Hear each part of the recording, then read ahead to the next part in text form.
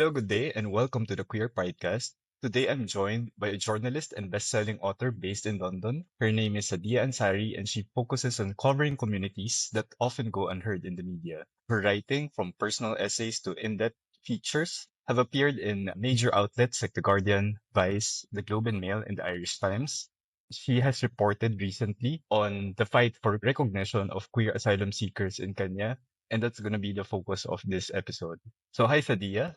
How are you? Good. How are you? Thanks so much for having me. So I recently watched and read also your article on LGBT refugees in Kenya. So what drew you to the story, and was there any specific moment or encounter that made you realize that this was an interesting story to cover? Yeah, so when I was at Context, which is the media arm of the Thomson Reuters Foundation, I was on a project for 18 months looking at LGBTQ rights across the continent. And so we were looking at 8 or 10 countries in particular, and Kenya was one of them. And so I was working with local freelancers, local reporters on what the issues were, and the issue of asylum and migration kept coming up, especially because we were also, Uganda was also country of Mm. focus. And so, for those who might not be as familiar, in 2023, there was a law that was passed in Uganda.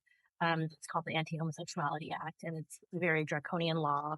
And it really was pushing people out. And this is like not the first iteration of the law. There's been some version of it since 2009. So from Uganda in particular, which shares a border with Kenya, there have been many people who have been moving into Kenya for a long time, but it really kind of spiked in 2023 with the passage of the law as people were being targeted under the law. And so I kind of saw what was happening in Uganda in terms of people being pushed out and talking to people in Kenya who were arriving, also talking to activists in Kenya. And seeing the reporting coming out from Kenya. And a lot of what we were hearing was that the applications for asylum by, queer refugees were not seemingly not being processed. So we didn't really know exactly what was happening. But it seemed like that there was a delay in processing applications. And Mm. people were waiting years and years and years. And so that was kind of like the initial spark, just seeing like all this reporting come out for nearly a year on this topic and thinking that there's something bigger for us to dig into here. And they were moving from Uganda to Kenya, right? So why did they choose Kenya in particular? Was Kenya more, I guess, welcoming of queer migrants, or was this because like the other countries, like I guess, were less welcoming? Kenya has a history of welcoming queer refugees in East Africa. For at least over a decade, they've welcomed people from Uganda, from Burundi, from Mm. Rwanda. So there is this history of queer asylum seekers settling in Kenya. It was known as a safe place in the region for a long Mm. time. So that's one reason. And then the second is proximity, because they share a border. Mm. It is kind of the logical place for a lot of people to go. Kenya has its own, anti-LGBTQ law, but it's not as harsh Mm. as the Ugandan law, and it's not like exercised very regularly. So there is everyday, Mm. discrimination and abuse. I don't want to say that it's just a complete Yeah. haven, but comparatively, it was a better place to go for many people. So, what sort of triggered this wave of being less welcoming towards like queer asylum seekers? Like, was this a recent phenomenon, or was this sort of like building up, maybe like being ignored, but now they're realizing that there are a lot of queer asylum seekers like moving to Kenya? Yeah, I think the sort of backlash that we're seeing is it's not necessarily just about asylum seekers. It's Mm. sort of against the LGBTQ community in general. And we're seeing it across East Africa. Uh, So I think that there's like a larger backlash against queer rights. For instance, what we're seeing in the US, right? uh, And how some of that kind of rhetoric filters down into other places and filters out into other places. So I think that that's one thing. There's this larger kind of climate of anti-LGBTQ sort of feeling, yeah. basically, and targeting. In Kenya in particular, there have been a number of court cases around LGBTQ rights, and there was Mhm. one in particular around the freedom to associate, essentially, Mm. for organizations to be able to say they do queer rights work, like that Mm. sort of thing, to be able to even, have a pride parade, like those kinds Mm. of things. Like that's the decision that this all hinged on this court Yeah. decision, which eventually, after, a few iterations, the LGBTQ rights were supported. And there was a big backlash Mm. to that. So there have been some things that have happened locally that have created like a local backlash. And then there's just like this larger backlash happening in the region and then across the world that's affecting queer people in Kenya. But because asylum seekers are some of the most vulnerable people in society, Mm. it just ends up impacting them more. For instance, to be Mm. targeted by police, to be really insecure and not be able to work because you don't have legal status. These things just make you more and more vulnerable in this larger backlash. You mentioned in your report that queer people in Kenya experience like discrimination. Could you mention like name some of the violence that you experienced while being there? Yeah, so I think the biggest example, if we're talking about asylum seekers in Mm. particular, is treatment in refugee camps. And so there's two really big camps in Kenya. One's called Dadaab and the other one's called Mm.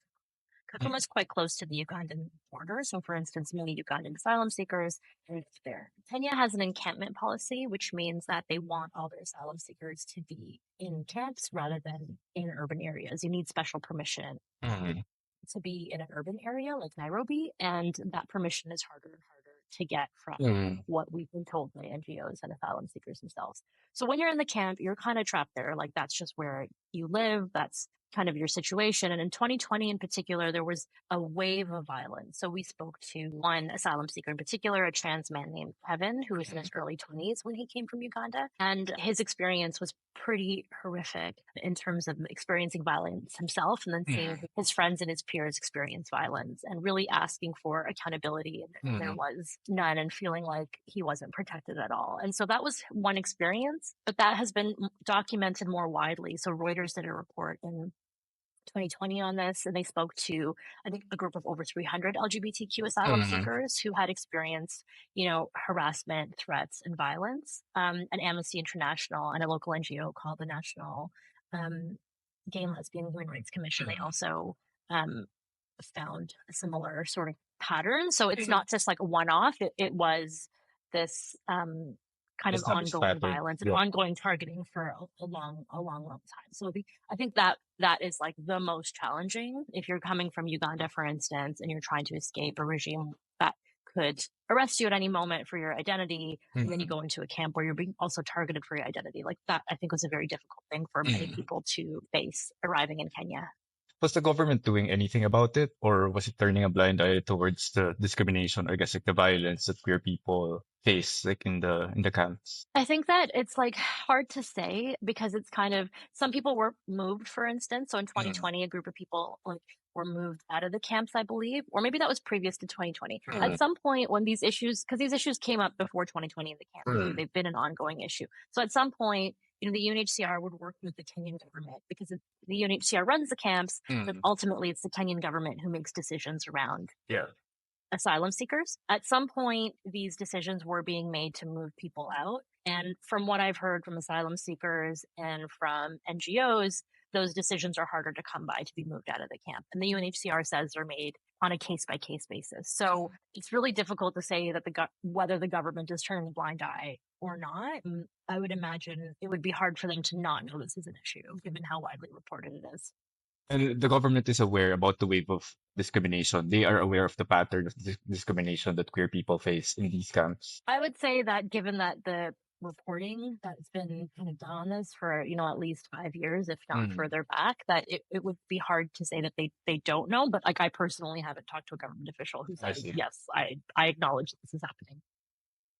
And in terms of healthcare, like for trans people who move to these camps, do they have access to healthcare? How do they access healthcare if they do access healthcare? So you do have healthcare in the camps. I don't know the ins and outs, to be honest, of Mm. exactly what they have access to. So I couldn't tell you if they have Yeah. access to gender affirming care, for instance, or Mm. anything like that. Like I very much doubt it, but I don't know the details of healthcare in particular and what their access is like. I see. And with the rollback of funding for, I assume like UNHCR is affected as well. Do you think that this affects like what happens in the camps too?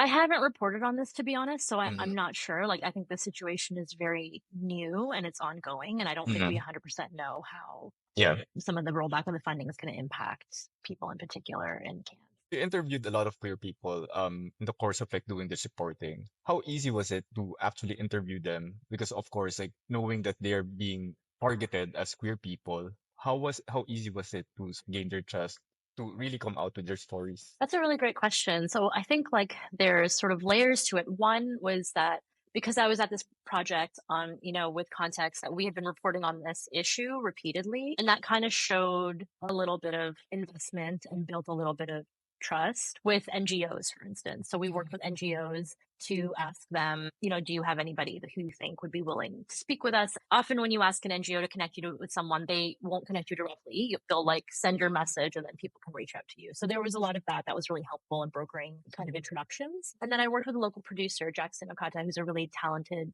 journalist, and I'd already been working with him on many stories from Kenya. So it was really great to meet him, IRL, but it was also great to work with him. And so he and we had done pre-production together. So when you do a short documentary, just like, for a podcast, often you're doing pre-production, which means you're reaching out to people, you're doing interviews, you're seeing what people's comfort level is. It's off the record, so people feel more comfortable. So Jackson and I probably went to 4 or 5 different shelters and different, NGOs to sort of meet people over the course of a week. And so that's kind of what we had done to lay the groundwork. And it was also, we had some time. So, I was there for about 3 weeks. And that first week, we were kind of just doing that groundwork and meeting people.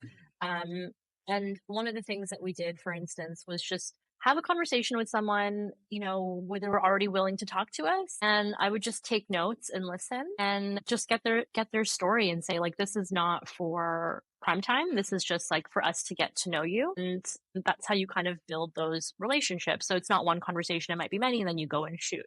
And then of course, my colleague, Enrique Nartelazo, he was the host and also a producer on this doc. So I had done the initial round of interviews, then he had done an initial round of interviews with some people. And then we kind of decided who we were going to sort of shoot, who was going to be comfortable with it, where it was going to be safe to shoot is a big thing too. We didn't really want to shoot in public, especially if you're talking to someone who's very visibly queer, because you just don't want to attract that kind of attention. And so that was part of it. And for Kevin's story, for instance, who was a young trans man from Uganda, I actually had I met him at a salon. We had a really brief conversation, but he didn't want to have a long conversation there because it was kind of public.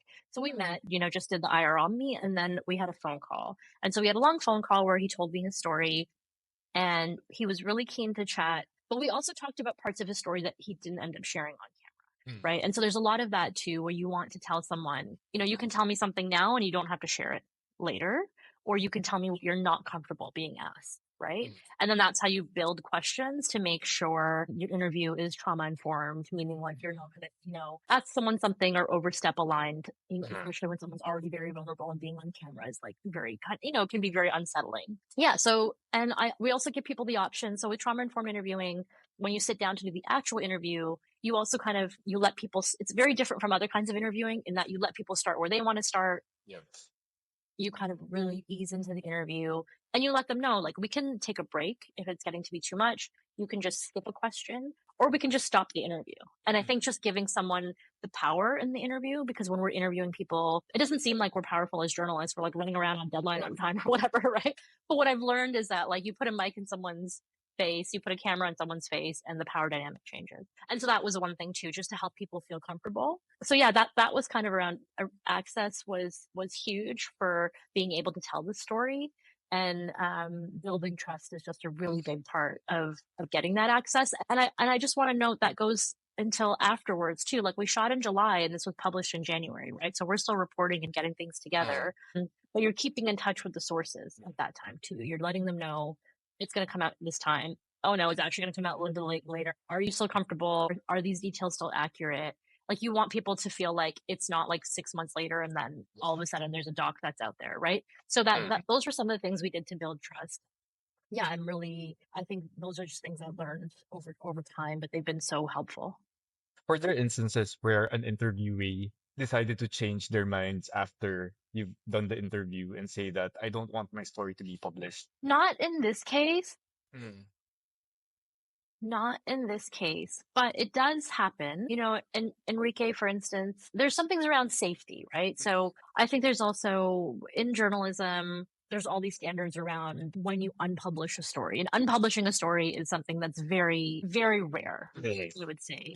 And part of it is with reporting on queer communities and vulnerable places in particular, I think that we were just a lot more sensitive. So Enrique was the lead of the TikTok channel that's called Openly News. And so we did have a case where someone's safety was at risk, and we did take down a video just right away. Sometimes if there's an issue and someone has a safety issue, sometimes we'll just archive it or turn off comments, or like there's just like different things that you can do. But what I like to do to prepare people, especially for video, especially because Openly News has like, 300,000 followers and things do go viral. I like to tell people, like, if you're going to use your full name, for instance. So in journalism, we want people to use their full names, but if you're in a very vulnerable position, you will not use your full name, and that is okay, right? So there are certain standards around that, but for a lot of people we spoke with in Kenya, like nobody used their full names, basically. But one thing that I do like to tell people who are really, who want to use their full names, I say, this might be the first thing that comes up when someone Googles you. Are you comfortable with it? Right? And talking to the asylum seekers we spoke with in Kenya and shooting them, I really wanted to make clear that this is going to go on our TikTok channel also. Sometimes things go viral. Sometimes they go viral for the wrong reason. And people can also grab your video and do what they want with it. So like, just everyone is on the internet and knows these things, but you might not think about it if someone's shooting you for a documentary that might to you, right? And so it's not to scare people, but to me, I feel like the way we talk about informed consent in the social media era needs to just change a little bit. And we need to really make it clear to vulnerable people, like, these are things that could happen. Are there any comments or feedback that you've received, like when you publish this reporting from anti-LGBT people, like, like saying that maybe questioning like the reporting or questioning like the reality of the stories that were shared? Yeah, so this was the first LGBTQ documentary that was hosted on the Context YouTube channel, because a lot of the video that Enrique was doing, goes on TikTok and Instagram all the time. And so it was interesting because we were working with the video team, and they're really supportive and really wonderful. But right away, they started noticing the comments, and the comments there were some really horrible comments. And, so Enrique had said, oh, that's like, unfortunately, that can be really common for us. So we just turn off comments. So like when those comments started showing up on YouTube, instead of trying to moderate them all, because we just don't have the capacity to do that, we just turn off comments. That, of course, affects your reach and, how the algorithm kind of decides to show you, but it's just a better option than just having horrible comments on a video. So apart from Kevin, like, are there interesting stories that you encountered like while doing this research, or anything else that you weren't able to highlight that you think might be interesting to also highlight? Yeah, I mean, I think that like there were a number of people that we spoke to that ended up in the short documentary we produced, which people can watch on YouTube if they're interested. And there's a number of people who didn't end up in the documentary, right? So I visited maybe, I think, 4 or 5 shelters, which were sort of housing queer asylum seekers in Nairobi. And so one of the issues with the housing, for instance, is if you leave the camp and you come to Nairobi, you kind of have to live underground a little bit, because you don't want to be picked up by the police, for instance, right? Because the police know you're not legally allowed to be in Nairobi. And there have been cases where people are, for instance, asked for money in order to be released. Like there's all these things that happen around police harassment that have also been documented of queer asylum seekers. And so what many people have done is kind of banded together to create shelters, which are just safe spaces for queer people to stay for sometimes a few days, sometimes up to 6 months. It depends on the shelter. And so that's one thing that's been, really interesting to see how asylum seekers themselves are sometimes organizing these shelters. They might be using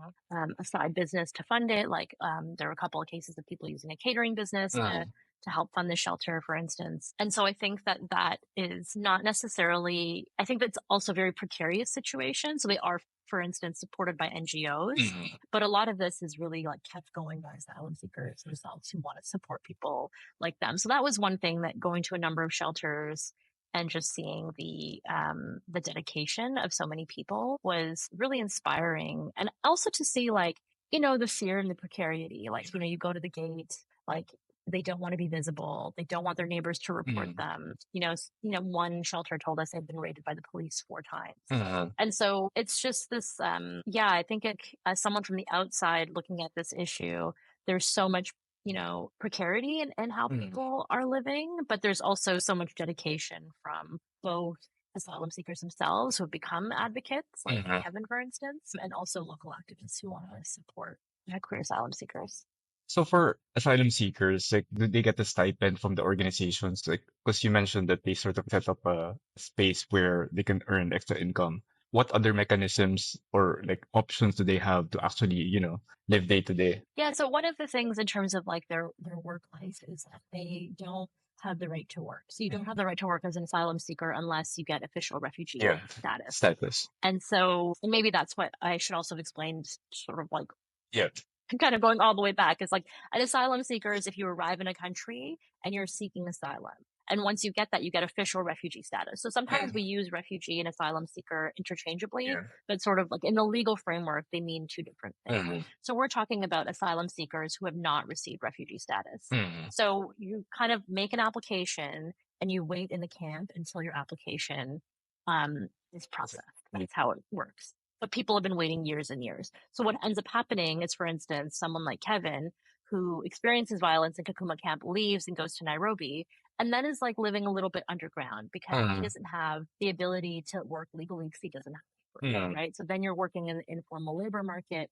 Many people in Kenya generally work in the informal labor market. It's not, unique to asylum seekers, but it does make you, again, a little bit more vulnerable. So one way people have been able to support themselves is through NGO funding of retraining, or providing some seed money for a business. So there's an organization called Orem, and they've been supporting asylum seekers to do just that. So for instance, Kevin did, some training on how to become a barber, and now has like a small barber shop he co-owns with a Kenyan partner. And that's how he's making his money. And then if you prove that, your business is doing well, you might get a bit more seed money. But the idea that of Orem is to support asylum seekers to become self-sufficient, because stipends are just not sustainable, especially if you're talking to people who have been waiting for 6 years. It's very difficult for an NGO to support people for that long just on stipends. Were there instances where these asylum seekers deported back to their country? Like, have you encountered this while doing this reporting? Or are they just stuck in limbo for a very long time? They're stuck in limbo because they're waiting. So I haven't heard of people being deported. I have heard of people going back, for instance. Like I have heard of cases where people just go back because it's too difficult. At least in, the country that they came from, let's say it's Uganda, they would have some support from family or friends. I think it's also a very lonely experience when you're in limbo. So when you're waiting for your application, you're waiting years and years, you have no idea what's going to happen. You're also a lot of times surrounded by other asylum seekers who are in a similar situation. And that can be a little bit lonely. For instance, Kevin said to me, well, all my friends are in the same situation, so I don't really have like support, because if everyone's going through the same thing, it's very hard to want to talk to someone about it all the time, because how much empathy can you have if you're going through the exact same thing and you're also in limbo, right? So I think that's another challenge. Like there's a loneliness in it. Another thing that has happened since the beginning of 2024, which has been a bit concerning for various NGOs, is that many asylum seekers are making a pretty treacherous journey to South Sudan. Because there's basically some, not necessarily a rumor, but some information that, was spread that queer asylum seekers were having their applications expedited there. And it's, sort of based on truth, as some queer asylum seekers from Kenya had arrived and their applications were processed because of whatever the scenario was in that camp. They didn't do that at that time. But South Sudan is in massive humanitarian crisis right now, also hosting many refugees from neighboring Sudan. So it's not a great situation. It's also, for queer people in general, a more dangerous situation, a more risky situation to be in South Sudan than to be in Kenya. But of course, it's up to asylum seekers themselves in terms of what they think is best for their lives, right? So someone I spoke with at Amnesty International said, even if you hear one case that's successful and you've been waiting for years, like that one case is enough. It's going to be enough to motivate you to go try. Because if you've been waiting for so long, you're like, I want to move, I want to try, I want to do something else, right? And so that's one thing that's kind of a new trend that's been happening since the early 2024. Do you think their queer identity is making it difficult for them to, get out of that limbo state? So I think that what we were hearing from many, many asylum seekers and from many NGOs who work with, many asylum seekers, is that these applications didn't really seem to be processed, right? So the Kenyan government, the Refugee Commissioner John Barugu, told one of the reporters I was working with, Context, last August, that these applications were being processed, and the average wait time for all applications is 12 months, is what he said. And yet we knew of people who had been waiting a very, very way longer than 12 months. I don't think we knew anybody whose application who'd been processed in 12 months. And so talking to NGOs who were supporting queer asylum seekers through their applications, their impressions were also that these applications were moving a lot more slowly. So the Refugee Commissioner in August had also made a comment at a conference, was hosted by refugee serving NGOs, and he made a comment. Somebody asked him about queer asylum seekers and whether these applications were being processed, and like kind of just exactly around this question. And he responded that this was not necessarily a priority group. That, like, you know, you can do whatever you want in your life, but that's not necessarily a reason for asylum. So that was very, very concerning to a lot of people. And it seemed to confirm some of the fears people had around their applications not being priority or not being processed. We have seen applications be processed, but we also know there have been massive delays. And the UNHCR also confirmed this, that these were applications that were being regularly processed, but since 2021, there seems to be more delays in these applications in particular. The broader context is, since COVID, there's been a massive backlog of applications. 219,000 people are waiting for answers. Within that group, queer asylum seekers are within that group who are waiting for answers, right? So it's kind of hard to parse out, but our impression from our reporting is that these applications seem to be being delayed or not prioritized, and that's what's keeping people in limbo. Do you know like what percentage queer asylum seekers are from the total number of like asylum seekers? So we don't have numbers. So the government didn't give us numbers when we asked. The UNHCR didn't have numbers. The most recent number we had was from 2021. The UNHCR had given a figure of 1,000 queer asylum seekers. From speaking to NGOs, those numbers seem to be probably like a lot higher, especially now, especially as people have come in from Uganda in the last couple of years. For my last question, for people like who have read your article and also saw your documentary, like how can they help asylum seekers? Like what action can they do to support queer people who are seeking asylum in Kenya right now? I mean, I think it's kind of complicated, right? Like I'm a little bit hesitant to say you should donate to this NGO or that because I'm a journalist. It's not really my purview.